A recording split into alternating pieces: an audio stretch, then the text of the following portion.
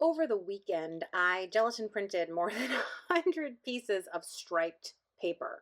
This is just regular copy paper, and again, gelatin printed with acrylic paint. And I thought I'd put together some collages. So I picked 6 pieces that had a range of values, a range of colors, and I thought I would just experiment with how to put them together and put together this video. So hey, my name is Julie Fei-Fan Balzer, and I make a lot of different videos and teach a lot of different classes about all kinds of art techniques, which you can find at this channel. So here are my pieces of paper, and you can see sometimes I'm cutting, sometimes I'm ripping. The soft edge when you're doing collage sort of almost blends the pieces, where a hard edge, you really see the connection between the pieces, and I'm interested in both kinds of connections.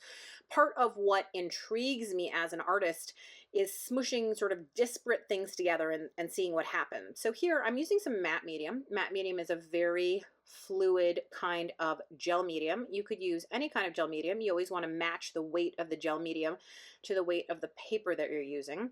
And you saw that I kind of did a rough draft of what I wanted, and now I'm actually gluing it together.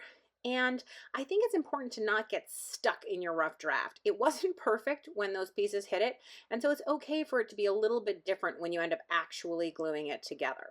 Now, I'm just gluing paper to paper, and I do actually hit the back sometimes to make sure that the edges are completely sealed, because I'm not attaching this to a substrate. And here you can see I'm auditioning whether I should make this a larger 8.5 by 11 or keep it a small square, and I decided to go for the square.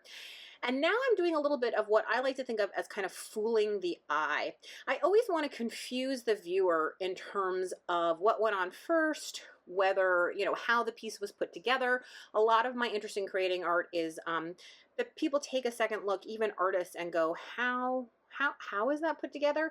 Because I think that makes it more interesting and more complex. I'm always looking for sort of layers. Here I'm actually painting on some additional stripes because I felt like some of those plainer pieces needed that addition. A heat gun is always useful when you paint. And again, just constantly trying to create echoes and other interesting things. And then I'm just trimming it down so that it is a nice, neat square. And here is the final striped collage.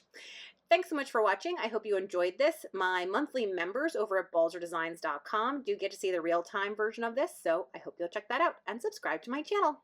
Bye!